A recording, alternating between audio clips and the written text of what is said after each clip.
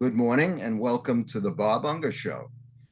We're very privileged today to have a very interesting guest, Tony Lyons, who's the publisher of Skyhorse Publishing, a company that actually allows authors to have differing points of view. And his standard for publishing a book is simply whether it's something that he thinks readers would find interesting, and he doesn't have to agree with the book that he's publishing. If he thinks it has an audience, he'll publish the book. Am I correct, Tony? Yes, definitely. I think the world is better off if there's a free flow of ideas, and if the ideas that rise to the top are the ones that are based on better arguments, and people get to hear those arguments and don't find themselves in a situation where they can only get one point of view, so that their view of the world is skewed towards somebody else's view. Was that one of the reasons that you started Skyhorse? No, I mean, I started Skyhorse after being in the publishing field for something like 10 years. And I just love books, and I love publishing books and the whole process of dealing with authors and with the process of trying to sell books and market them. So I got into this part of publishing much later on.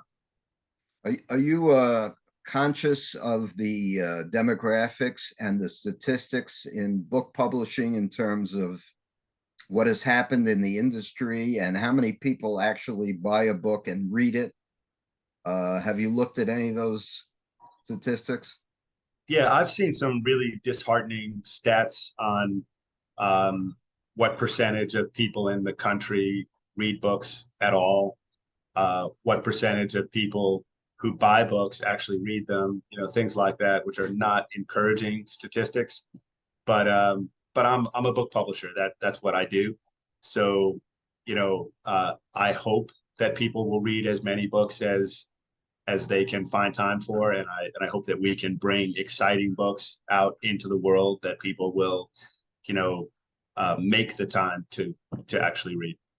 You kind of have a niche market because I'm not talking about the fiction books you publish because I don't even read fiction, but uh, you take on subjects that are controversial and timely by varying authors, liberals like Alan Dershowitz, and also right-wing authors, and authors that you can't categorize, like Bobby Kennedy Jr., who wrote the book The Real Anthony Faucci.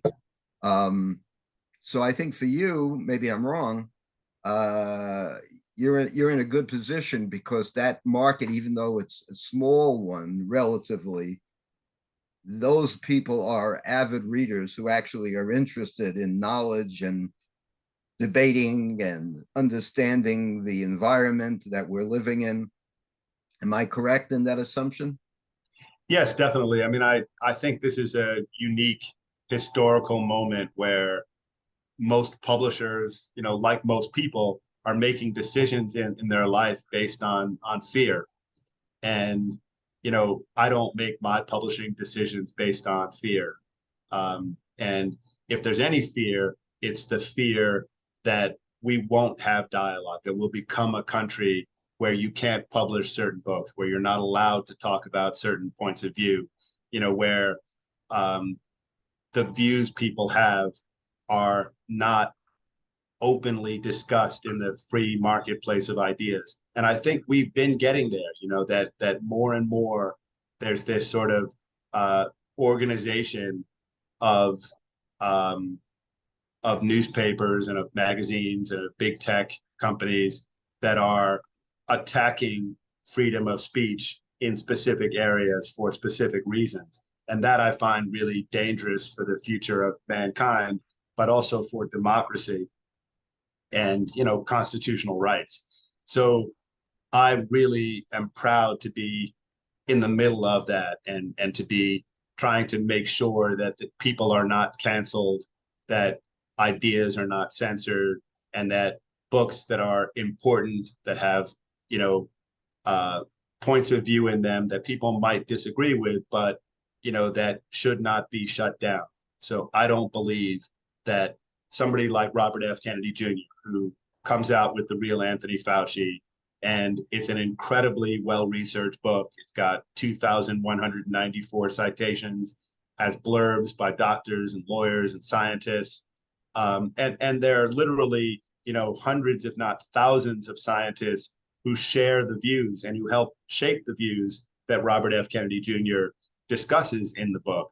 So to be at a moment in history where all of those people are shut down and where Robert F. Kennedy Jr. just becomes the one standing up and basically speaking for them, speaking for the dissent at this moment where there's this monolithic kind of decision making and where so many people are making life and death decisions based on fear or coercion or lack of access to information. I find that now all the time, virtually, when I post a lot of things about Bobby Kennedy and his book. I'm constantly putting things on Facebook that I get from his organization, the Children's Health Defense Council, and nobody attacks substantively. No. They call him all kinds of names, a nut job, this and that. Nobody ever addresses the substance of what he says. And this is very dangerous when people, for example, there's a lot of things about Tucker Carlson on Fox that I don't like. But when he says something that I do agree with and that is backed up with knowledge, it doesn't matter whether I agree with him politically or not. If something is true, it's true. And it doesn't matter if a Democrat says it or, today is November 10th.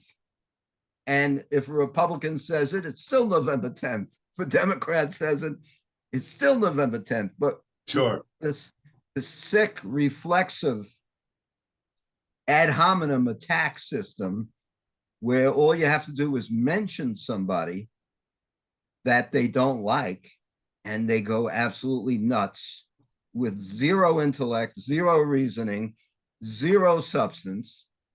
And this is what basically is happening with your book, even though it's very popular. How many copies have you sold of The Real Anthony Faucci? We've sold more than 1 million copies, but I genuinely believe that we could have sold millions of copies, that Robert F. Kennedy Jr. started a movement and that people were really questioning the narrative that they were being told by the New York Times, the Washington Post, the CDC, Dr. Fauci, and they were questioning it based on real substance. And the narrative itself was being propped up not by substance, not by data, not by peer-reviewed studies, not by openly discussing things, but by coercion, by if you don't do this, then you can't get a job, or you can't work at a corporation, you can't go out to dinner, you can't go see a ball game, you can't do anything, you can't go anywhere. So you have to do and say and think exactly what they want you to think, or you're, sort of just kicked out of society. And, so that I think is what people need to focus on now when they think about what's happened, that censorship isn't just some sort of bad thing that happens now and then in some small locality where a book is pulled out of a library. Censorship is a way to control what people do and think and read and all aspects of their lives. And they may not know that because the forms of censorship that are available to governments or big corporations now are so incredibly powerful. I mean, they would be the envy of any dictator in history. So if you're one of the most greedy and corrupt people in the history of mankind, if you're a Dr. Fauci, and so whether you like Dr. Fauci or not, he's had incredibly he's had incredible power during this period to kind of sway what people do and think and read. And and there hasn't been any ability for anybody to contradict him because he's had these tools to go after anybody. And those tools are really dangerous for democracy and for freedom of speech and for any kinds of freedoms. So whether he's right or wrong is almost beside the point. The point is that he's let this kind of genie out of a box, that he's destroyed science because he's destroyed dissent, because you really just can't have science without dissent. So he's orchestrated this kind of takeover, this sort of assault on real science in a way that's never been done in modern history. And, you know, any scientist knows that you need debate, you need dialogue, you need dissent, and that there can't be any real science where there's a kind of a manufactured consensus where anybody who disagrees can see their life destroyed, where you have the power to work with the New York Times to run a hit piece against anybody who disagrees with you. So you see, you know, doctor and scientist and writer and lawyer, you know, just person after person gets this playbook. And the playbook is you get a hit piece in the New York Times that focuses just on your personal life or on anything they can find, but nothing about the substance. So what they're feeding you is conclusions. So they talk about somebody, there's this you know, relatively well-known doctor and, you know, natural health and healing person named Dr. Mercola. And Dr. Mercola has, you know, millions of loyal followers, and he has a website and a daily email that he sends out, and he sells healthy products and supplements and all of that sort of stuff. So in the fall of 2021, he was attacked by the New York Times and by, you know, just about everybody, in all at the same time, because he had the audacity to come out and say that that the mRNA vaccines would not prevent you from getting COVID, and that they would also not prevent you from spreading COVID. So those were his two crimes, and that entitled him to this playbook, so that his book was attacked. He was attacked in the New York Times. He was kept off the New York Times bestseller list. All of the algorithms took his data from him, made it harder to find his books or his articles. He was kicked off Instagram. All of his posts from YouTube were taken down. He was taken off Facebook.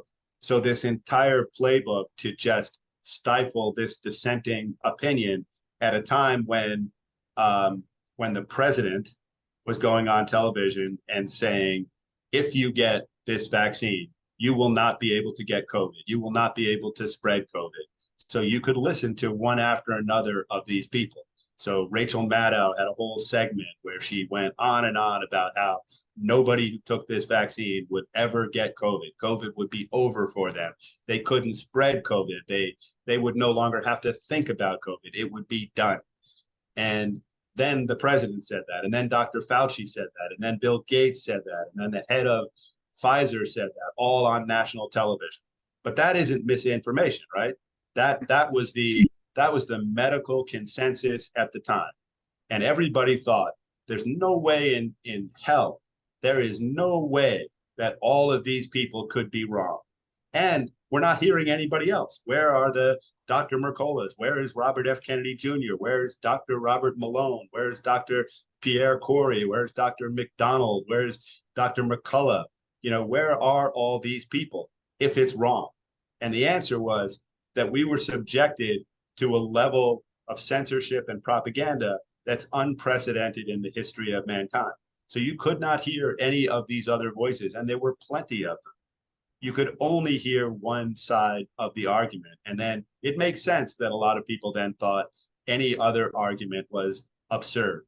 So as a free speech publisher, I want to be on the side of stopping what's been going on, of taking this power away from the government, of taking it away from the big pharmaceutical companies, of taking it away from the big tech companies, such that they cannot destroy people just for having a different point of view. I'd like to go back to a country where there's actual debate, where if you have a better idea, you make that argument. You don't gossip, you don't make up stories, you don't run hit pieces.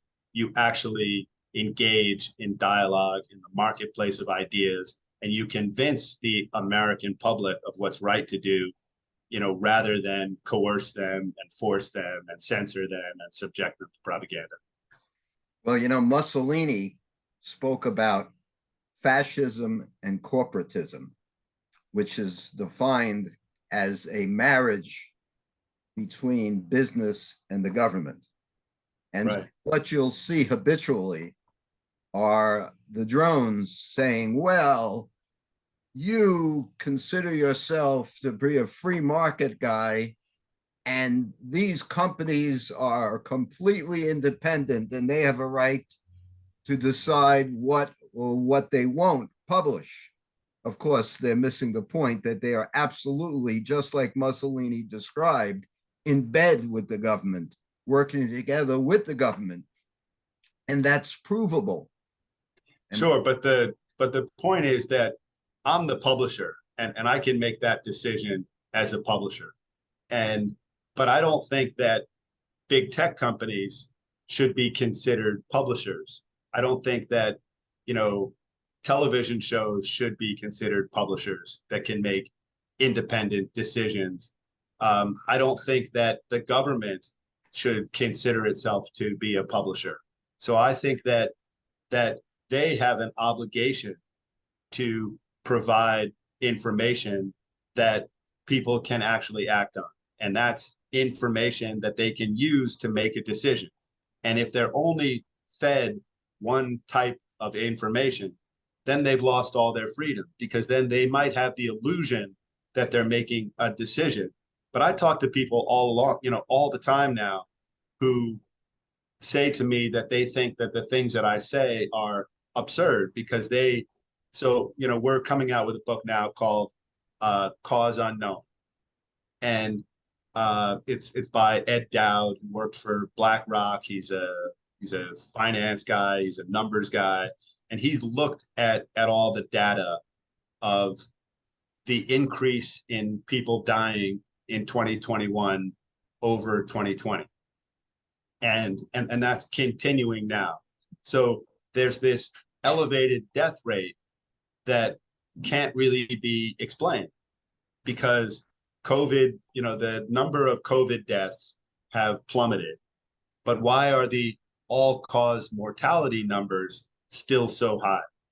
So he isn't really trying to force feed you, any conclusion here, but he's saying there's a problem. He's a numbers guy at the highest levels. So, to work for BlackRock for something like a decade, he is one of the top numbers guys in the country. And he's saying there's something going on here, and you can't read about it in any newspaper.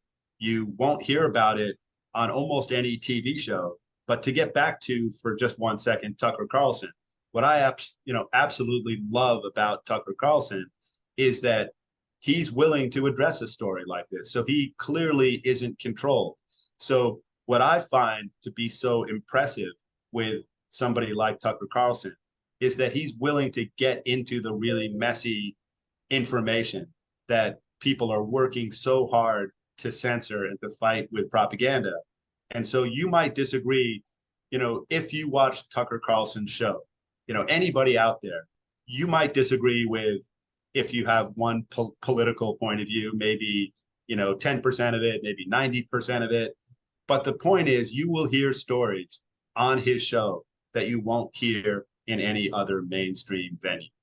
That's the beauty of it. So he's kind of like to television what you are to book publishing. That's a great compliment. But what I would say is that you could be the most left-wing Democrat in the country, and you should still watch Tucker Carlson, because you might hear information there that would encourage you and that would move you and drive you to research something. So if you heard, for example, that the all-cause mortality in 21 and 22 has gone way, way up, you would say, well, that doesn't make sense. COVID has been waning. COVID is much smaller now. Why are so many people dying? What could the possible cause of this be? And why is it that if these numbers are correct, why are there no stories about that in the New York Times or the Washington Post or any of those kinds of places? Why does CBS and ABC, why are they not covering? Why isn't it on every single show? Why aren't people, shocked and worried by this elevated death rate that can't be explained? I mean, there's a province in Canada where the most likely cause of death over the last few months has been cause unknown. That's a little bit scary. And if you read the stories that are coming out, and I have people who send them to me, 5 times each day now. They're these new kind of terms, and you see, so and so died at 34 years old, and so you kind of read it, and you see that the person was really healthy, that people were shocked by the person's death, and then they say that the person died suddenly, and the cause is as yet unknown. So the idea that young, healthy people are dying suddenly of a cause that nobody can figure out and that there's no follow-up story on. So that ought to be shocking. And that ought to be, an incredible story for investigative journalists from the AP, from USA Today, from the New York Times, from every major newspaper. They should be sending people all around the country investigating these stories. So the question is, why don't we have a media that does that anymore? And so that, I think, really ties in to what's happening, is that you could be an inquisitive, serious, thoughtful person in this country and have no idea that that's happening, have no idea that the all-cause mortality has actually gone up during this period, that everybody would think that it's going down. So we know that COVID deaths are going down. So that sounds like a positive thing. But why is the overall death rate going up?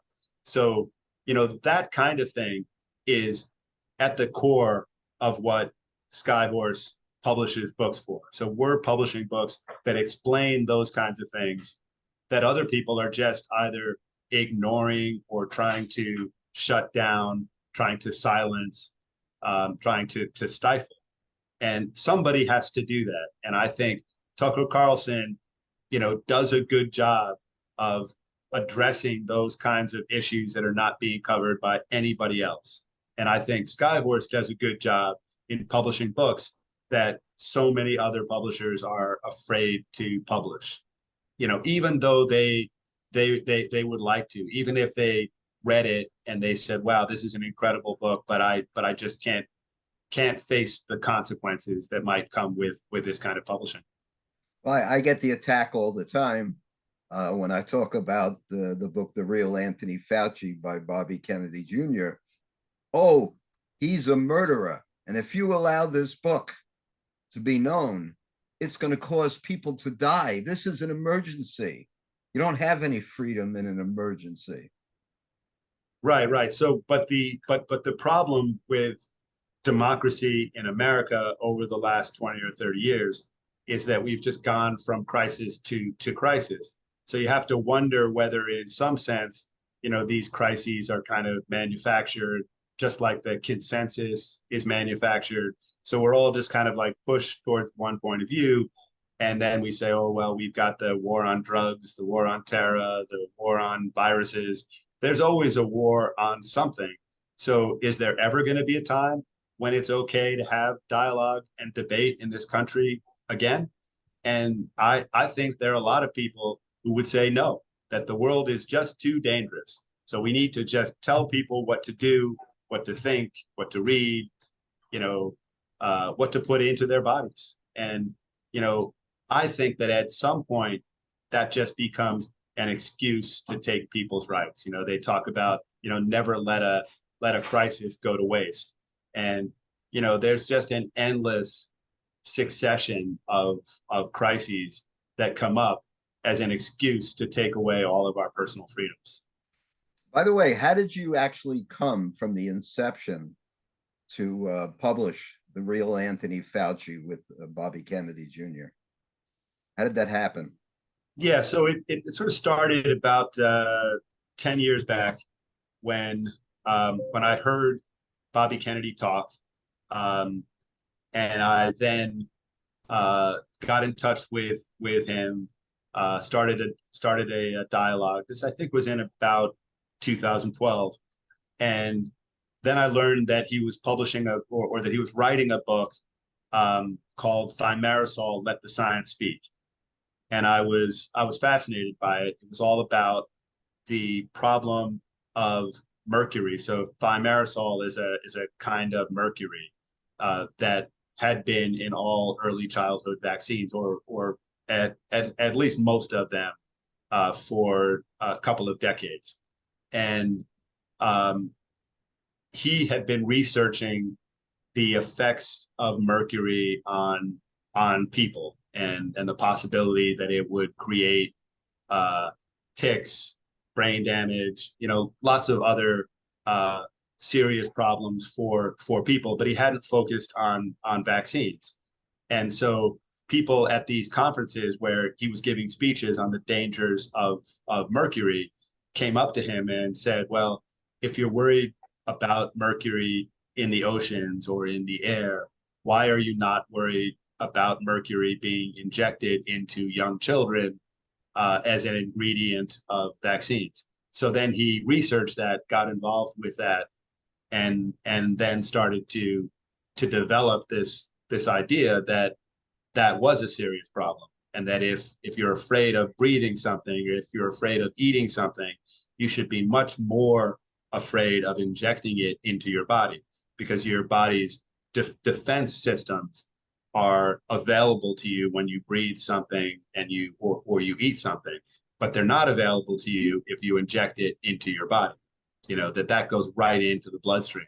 So, you know, when I heard that story, I became fascinated by it. Then when he decided to publish that book, I uh, uh, tracked it down, made a deal for the book, and we published it. And that, to some extent, was the beginning of my experience with censorship in this country. So what happened is, um, uh, Mr. Kennedy is a meticulous researcher, and he really doesn't want to publish something that he hasn't completed. You know, that he isn't sure that it's the best available information at the time. So, you know, he was working on it 16 hours a day, 7 days a week, just wanted to be sure that he got it right. It's this big 500-page analysis of hundreds and hundreds of peer-reviewed studies on mercury in childhood vaccines. So, so we were really rushed for time. We didn't want to move the pub date, so we didn't send out any pre-publication copies. Nobody knew anything about what was in the book when it came out. So we rushed it to press, and we brought it out, and then started sending out copies. But before any of those copies got to the news media, there were hit pieces, there were negative reviews, just based on the subject matter, just based on the cover. And then I began to see that there's this sort of system in place to where big corporations, and in this case, it's big pharmaceutical companies, can just shoot down ideas without any argument. So these were all people, you know, the New York Times, the Washington Post, every major newspaper in the country at the time. They're attacking Kennedy for discussing thimerosal as a problem, and none of them are addressing that this is a serious book, that it has hundreds of peer-reviewed studies that are analyzed. So they're not getting into that. They're not trying to disagree or persuade or debate. They're afraid of debate. And you know, that was 10 years ago. So in that interim period, I started to see more and more things that I thought were just bad for all of us. And I would see it in, when the uh, uh, book by Mr. Woody Allen uh, was about to come out. It's called Apropos of Nothing. And it was a book that I was about to go and buy because I was am fascinated by his life, his movies. He filmed some of them close to where I grew up. So I saw him as a child walking down the street. Um, so I followed the story. And the story was that first, there were a few people trying to get that book canceled. And then it was sort of like a growing movement, both within the company that was about to publish it and in the larger uh, population of writers. So Hachette, which is a multi-billion-dollar publishing company, uh, decided to publish it, read it, loved it, thought it was an important book. Then this group started to build where they were trying to make the argument that it should not be published, that it was somehow a danger to the public, that they needed to be Well, protected. that's why you exist, to publish books like that. Tony, Zoom is telling me we only have a few seconds, maybe 20 seconds left. Where can they get the book, The Real Anthony Faucci? Right. So The Real Anthony Fauci, you can get it on Amazon. They engage in some forms of censorship, but you can still buy